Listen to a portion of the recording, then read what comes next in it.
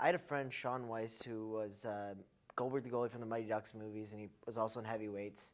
And he got a hold of Judd Apatow. He was like Sean was my first big supporter, and we did stand up together. And he got a hold of Judd Apatow and got me an audition for this after I heard about it. And we tried to get an audition for a couple weeks, and I had an audition and had 9 auditions for the part, and it was just crazy.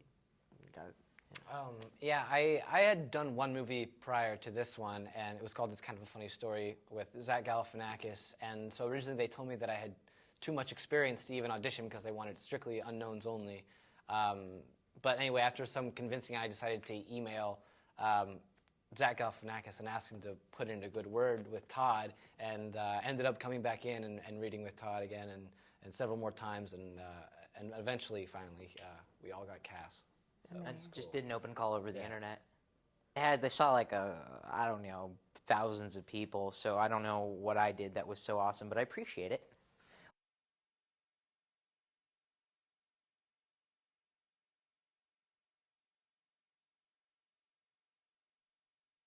Disneyland.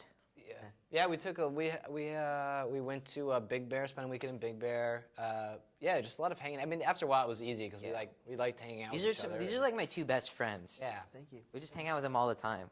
We also had something in common where this was like a big thing for all of us, including Nima too. You know, it felt like a big break for all of us, and we kind of had that in common, so that really helped build a friendship. You know, you had something to relate to. Yeah, I mean, if one of us had been an established actor, the dynamic just would have been totally off. Yeah. So it was cool, so we're jumping off from the same point, like all of us. Deep end swimming, you know? Yeah.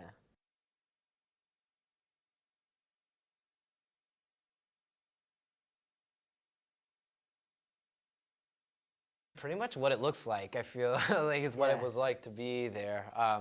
Exhilarating and exhausting. Yeah. I mean, it was intense. We had 300 extras there, and they would bring the same ones back every night for 5 weeks, and so they started to get to know each other, and eventually it was like a real party mentality, and it was really felt like a party environment. And you met so many cool people, and like so many like really cool guys, and so many beautiful women with like not an ounce of cellulite on them, and it was crazy. Like just how you'd get attention from these extras on set who made the party so great.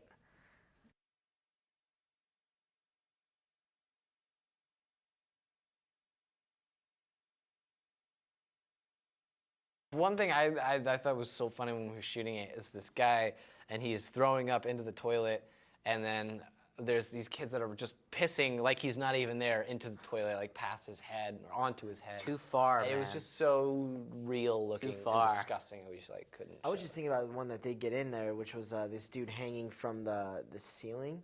I think he's hanging from like the chandelier, like this huge chandelier. He's like shaking, and like he was a stunt guy, but like I think he was a stunt guy, and it was like crazy to watch this dude fall and like tear that thing off the wall. That made it into the movie, I think. We had some really impressive stunt guys. Yeah, the stunt guys were incredible. My stunt guy was hilarious because there's not a lot of young stunt dudes in my body type, so it's someone that started off doing stunts in great shape when they were younger. So my stunt guy was probably in his 60s, and he had done the original Texas Chainsaw Massacre.